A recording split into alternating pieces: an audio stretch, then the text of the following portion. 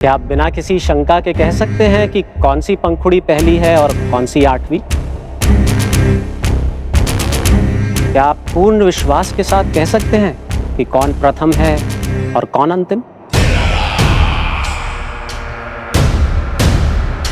फिर चाहे वो पंखुड़ी हो या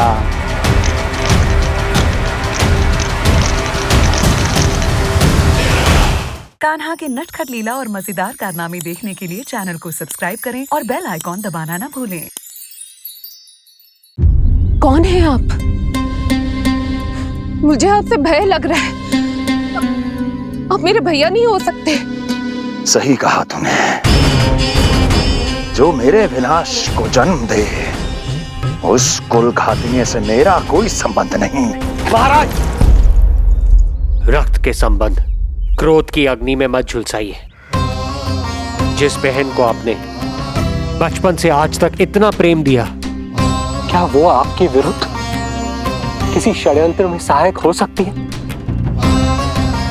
भला हमारी संतान आपका विनाश क्यों करेगी? अपनी नवविवाहित बहन पर कृपा कीजिए महाराज। अपने पुरुषार्थ से आपने कितने असुरों को युद्ध में पराजित किया है। आज वो सब दरबारी बनकर आपकी सेवा करते हैं।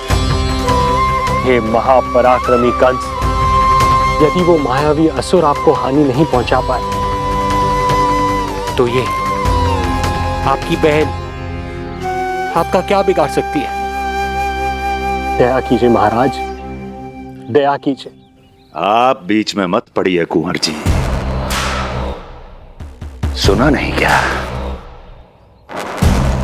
इसकी 8वीं संतान मेरा वध करेगी। जब मां ही नहीं बचेगी,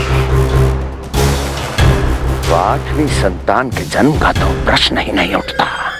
यदि ऐसा है तो आप मुझे मार दीजिए। जब मैं ही जीवित नहीं रहूंगा तो देवकी की संतान होने की संभावना ही समाप्त हो जाएगी। अपने बहनोई की हत्या का पाप मैं नहीं कर सकता। और बहन की हत्या का पाप कर सकते हैं? जिसे जीवन भर प्रेम दिया है, उसके प्राण लेने का अधिकार है मुझे। प्रिय भैया, यदि आपको इस विषय में इतना संदेह है, तो आप हमारी 8वीं संतान के प्राण ले लीजिएगा। बल्कि 8वीं संतान ही क्यों, उसका जन्म होने तक हमारी सभी संतानों का वध आप स्वयं अपने हाथों से कर लीजिए। स्वामी! हे मथुराधिपति, मेरी पत्नी को प्राण दान दे दीजिए। मैं महाराज शूरसेन का पुत्र वसुदेव आपको वचन देता हूं, अपनी 8 संतानों को जन्म देते ही स्वयं आपके सामने प्रस्तुत करूंगा। अपनी 8 संतानों को जन्म लेते ही स्वयं आपके सामने प्रस्तुत करूंगा।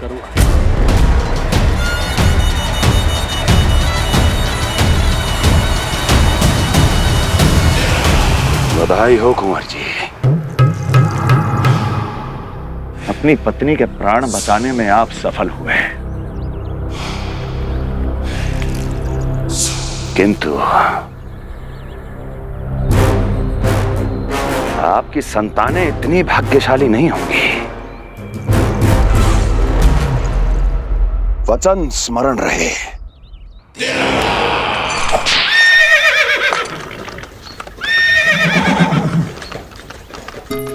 इस तरह रक्त की प्यासी कंस की तलवार की छाया में देवकी और वसुदेव का वैवाहिक जीवन प्रारंभ हुआ। जब कंस की निर्ममता और वसुदेव के वचन का ये दुखद समाचार गोकुल पहुंचा, तो हे नारायण, अर्थात राजा वसुदेव यदि कंस के सामने गिड़गिड़ाते नहीं तो रानी देवकी के प्राण चले जाते। हाँ नंदराज, और अब वो दोनों कंस के महल में हैं, किंतु वो महल भी उनके लिए किसी बंदी गृह से कम नहीं है।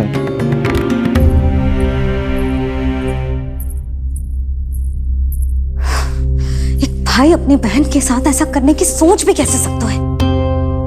मेरा बस चले तो उस दुष्ट कंस को मटके में डाल के इसे घोट के रख दूं, जैसे मलाई घोट के माखन निकाला जाता है।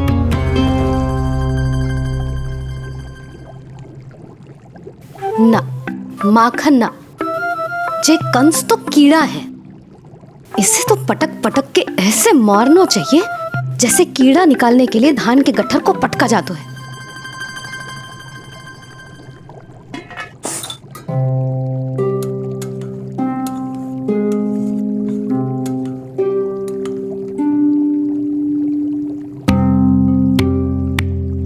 किंतु जब रोहिणी जिज्जी को पता चलेगा तो वो तो अपने आप को ही दोष देंगे, क्योंकि बालक ना होने के कारण उन्होंने ही वसुदेव जी को राजकुमारी देवकी के साथ दूसरा विवाह करने पर विवश किया था। हे ईश्वर, जिस सुख के लिए रोहिणी जिज्जी ने पत्नी जीवन का सबसे बड़ा त्याग किया था, जब उन्हें पता चलेगा कि वही सुख उस क्रूर कंस ने छीन के मटिया मेट कर दिया है, तो कितना कष्ट पहुंचेगा।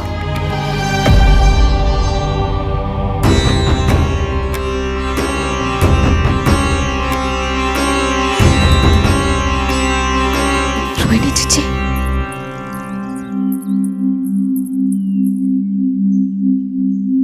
गोप नरेश, कृपया मुझे अपने भैया के पास ले चलिए। संकट के समय मुझे उनके साथ होना चाहिए। किंतु भाभी, पता चलो है वसुदेव भैया और देवकी भाभी कंस के महल में कड़े पहरे में रखे गए। पति पत्नी एक दूसरे का संबल होते हैं। कंस का पहरा कितना भी कष्टदायक क्यों ना हो, इस समय उन्हें और बहन देवकी को मेरी आवश्यकता है।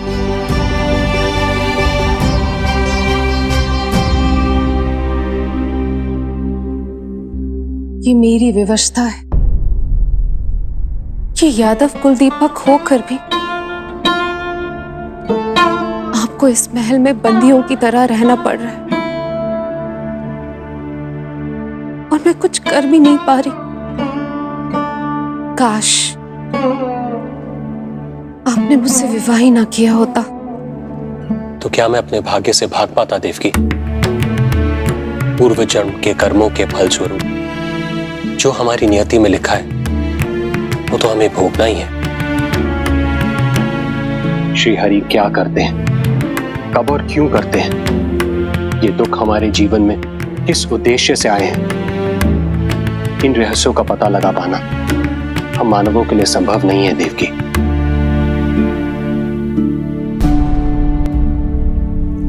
तो फिर चलिए यहां से भाग चलते हैं, कहीं ऐसे स्थान पर जहां भैया की छाया भी हम पर ना पड़ सके।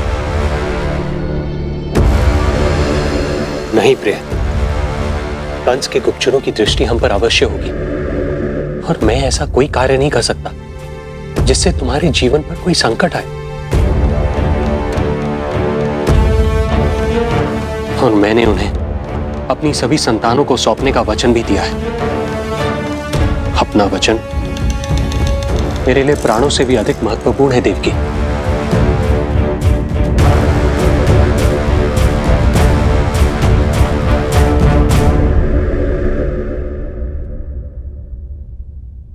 राजन, राजकुमारी, गोकुल से रानी रोहिणी और गोपराज नंद पधारे हैं।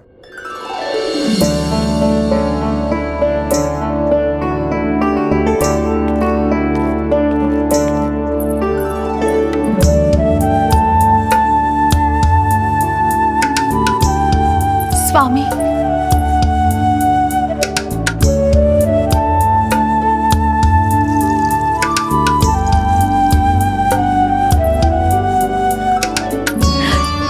बहन, दीदी,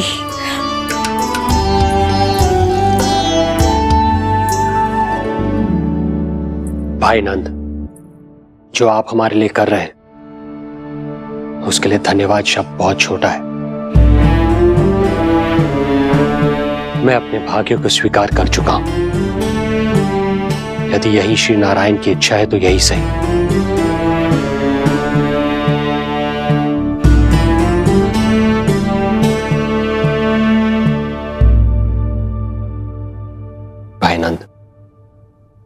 इस समय मथुरा का वातावरण अनुकूल नहीं है। आपको जाना चाहिए। यशोदा भाभी भी चिंतित हो रही होंगी। उनसे कहिएगा हम यहां सुरक्षित हैं अभी तक।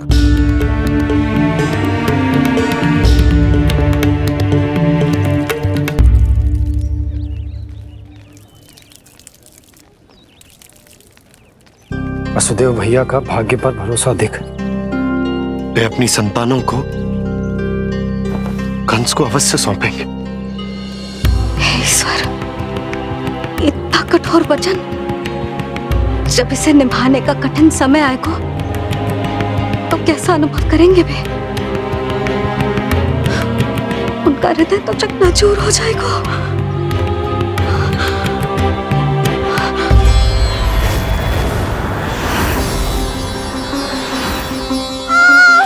सब्र से सब ठीक हो जाएगा। देवकी, मैं महाराज शूरसेन का पुत्र वसुदेव आपको वचन देता हूं, अपनी 8 संतानों को जन्म देते ही स्वयं आपके सामने प्रस्तुत कर दूंगा।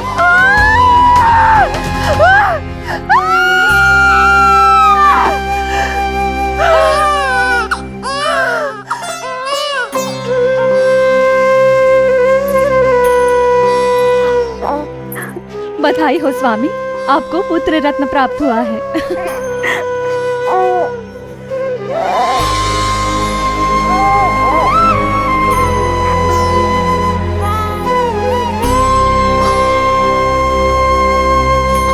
महाराज को पता चला तो क्या होगा?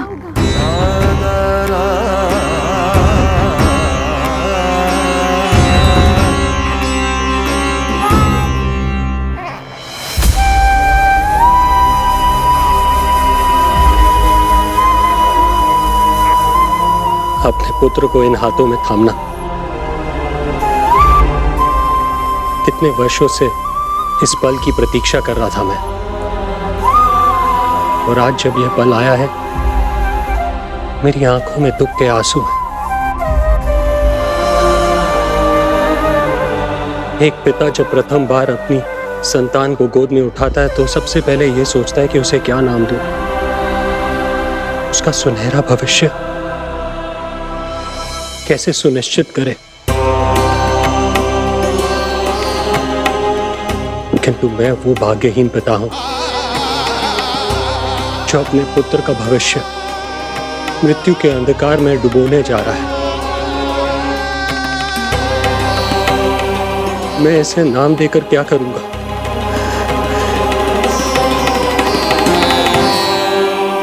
क्या आपके वचन का महत्व आपके पुत्र के प्राणों से अधिक है स्वामी?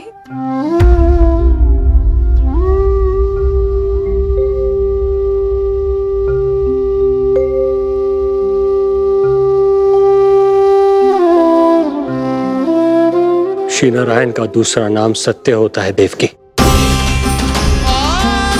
तुम ही कहो, मैं श्री नारायण से विमुख कैसे हो जाऊं? मुझे अपना वचन निभाना ही होगा। हृदय के टुकड़े टुकड़े क्यों ना हो जाए,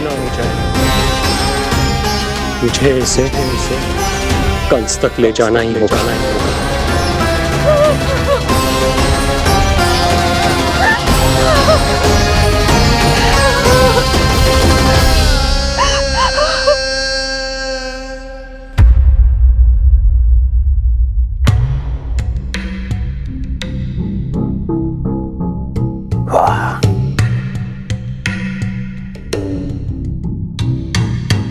इतना स्वादिष्ट भोजन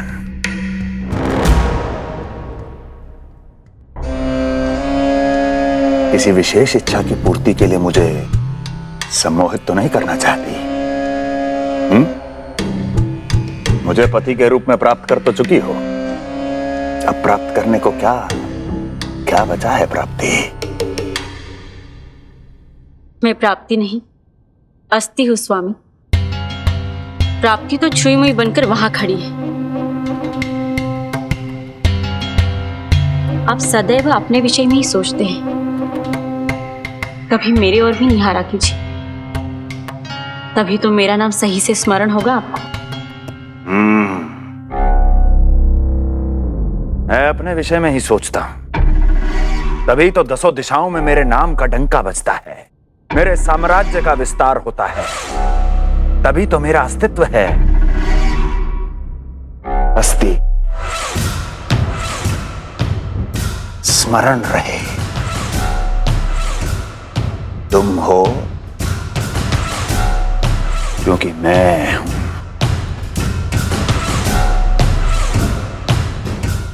वन में यदि सिंह न हो तो उसके आश्रिति पर गीदड़ भी आक्रमण कर देते हैं। सिंह कभी अपने शत्रु को एक क्षण भी जीवित नहीं छोड़ता महाराज।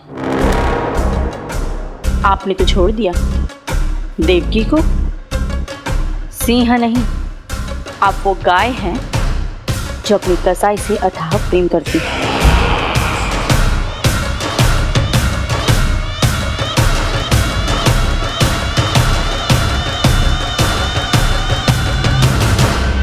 सभी संतानों को जन्म लेते ही मेरे पास लेकर आएगा,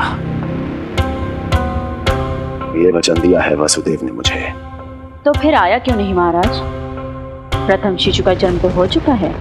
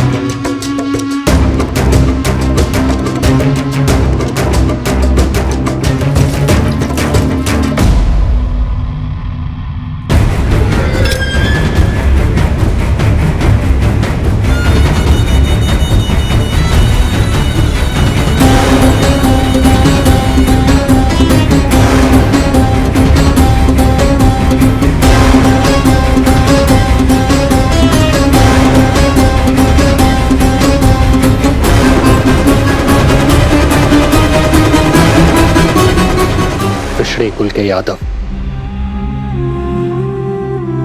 अपना वचन मिथ्या नहीं होने देते महाराज।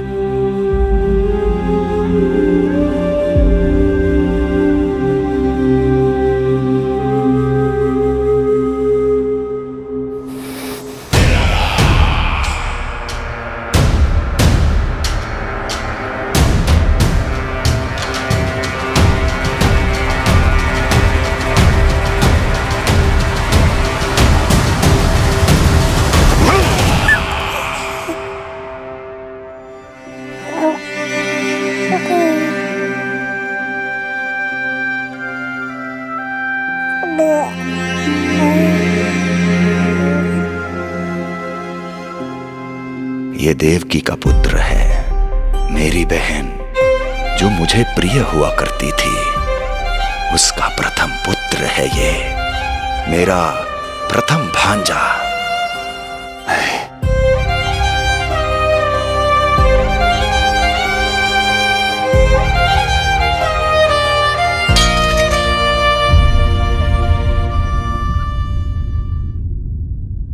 इसे वापस ले जाइए कुंवर जी।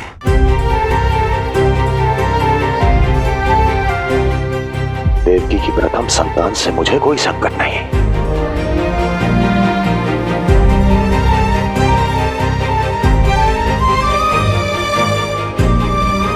और आपको क्या लगता है कुंवर जी कि मैं कोई राक्षस हूं क्या?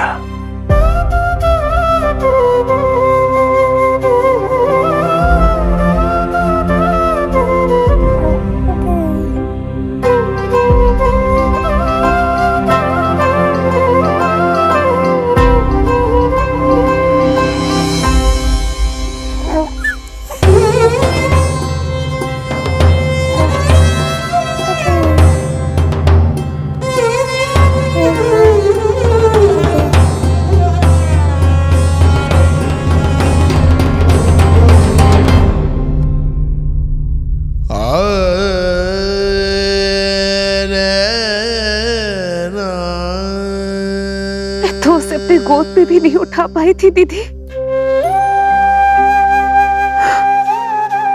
उसका वो सुकुमार मुख मेरी स्मृति से जा ही नहीं रहा। वो मधुर रुदन अभी तक मेरे कानों में गूंज रहा है।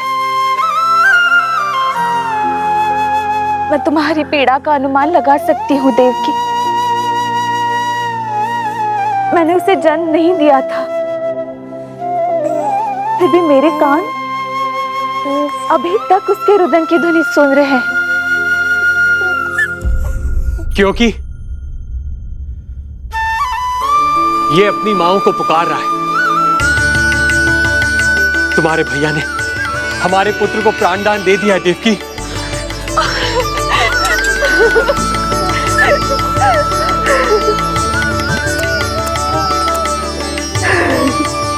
स्वामी, अब अपने पुत्र का नामकरण कीजिए।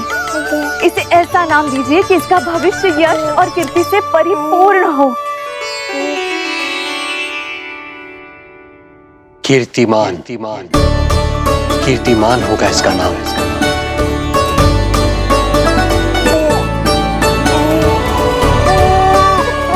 कीर्तिमान।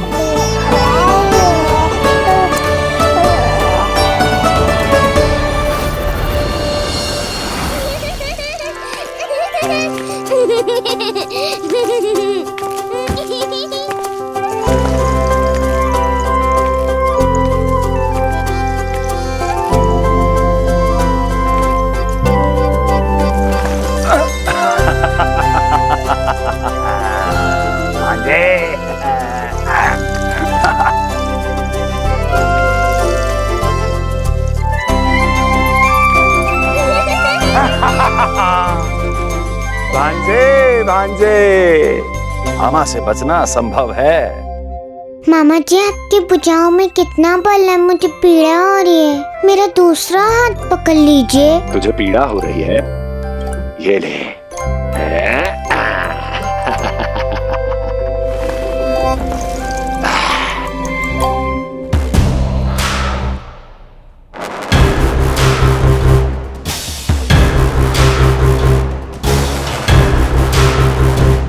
नारायण नारायण।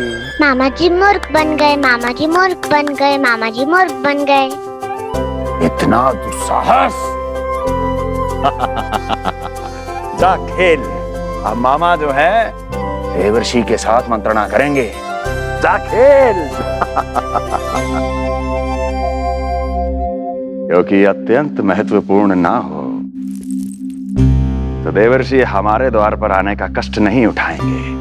कहिए देवर्षि, कैसे आना हुआ? मैं तो बस आपको ये अद्भुत कमल पुष्प भेंट करने आया था महाराज। इसे देखते ही मुझे आपका स्मरण हुआ था। मानो ये मुझे पुकार कर कह रहा हो, मुझे महाराज कंस के पास ले चलिए। इसमें तो कुछ भी विशेष नहीं है देवर्षि। इसमें 8 पंखुड़ियां हैं महाराज, और 8वीं पंखुड़ी सबसे विशेष है। यदि विश्वास न हो तो आप स्वयं गिनकर देख लीजिए। आप मेरा उपहास कर रहे हैं देवर्षि। आप गिनिए तो सही महाराज। 1 2 3 4 5 6 7 8। क्या आप निश्चित रूप से कह सकते हैं कि यही 8वीं पंखुड़ी है? विचार कीजिए महाराज। क्या आप बिना किसी शंका के कह सकते हैं कि कौन सी पंखुड़ी पहली है और कौन सी 8वीं? क्या आप पूर्ण विश्वास के साथ कह सकते हैं कि कौन प्रथम है और कौन अंतिम? फिर चाहे वो पंखुड़ी हो या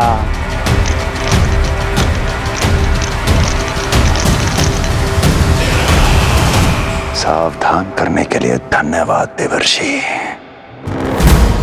कंस के साथ धोखा करने वाले को अति भीषण दंड मिलेगा।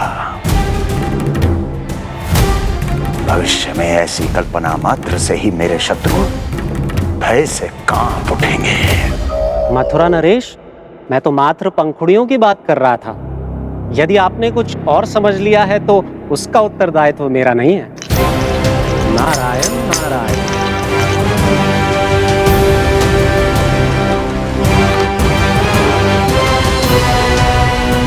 विचार कीजिए महाराज, क्या आप बिना किसी शंका के कह सकते हैं कि कौन सी पंखुड़ी पहली है और कौन सी आठवीं?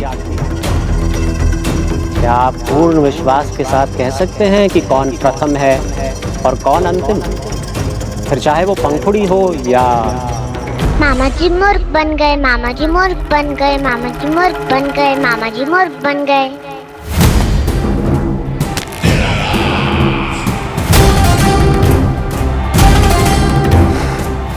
कंस को कोई मूर्ख नहीं बना सकता। कीर्तिमान। जी मामा जी। क्रोध काम लोभ मद मोह मत्सर, क्रोध काम लोभ मद मोह मत्सर, क्रोध काम लोभ। मामा जी मुझे दर्द हो रहा है।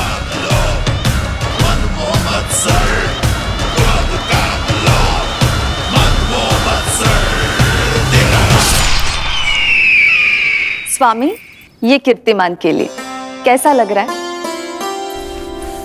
ये लीजिए स्वामी।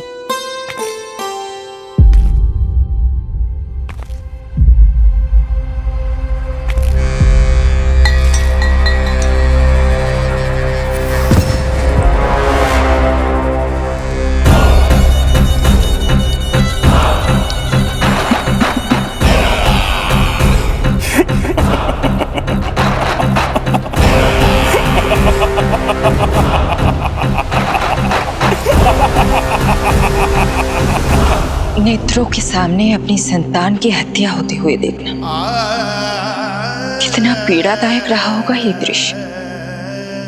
किंतु प्रभु, यदि देवर्षि नारद कंस के हृदय में संदेह का बीज न बोते तो कंस ऐसा कभी नहीं करता। तो फिर उसे उकसाए ही क्यों देवर्षि ने? आप भूल गए देवराज, समस्त संसार में जो भी होता है मेरी इच्छा अनुसार ही होता है। यही प्रश्न नारद ने भी मुझसे पूछा था।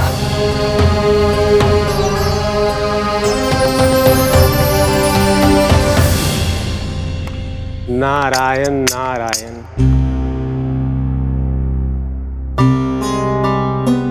छोटे से बालक की इतनी निर्मम हत्या और माध्यम बना मैं।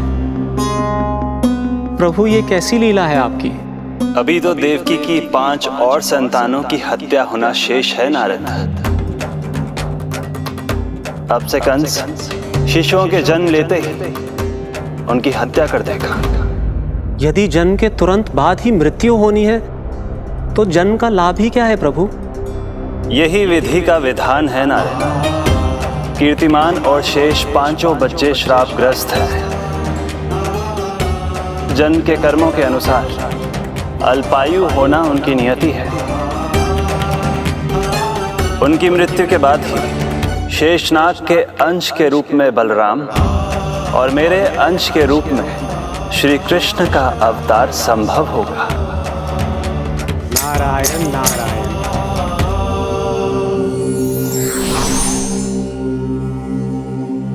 देवकी के पुत्र एक के बाद एक जन्म लेते रहे और उनकी हत्या कर कंस अपने पापों की संख्या में वृद्धि करता रहा। नहीं! मत मारो! मेरा पुत्र! मेरा पुत्र!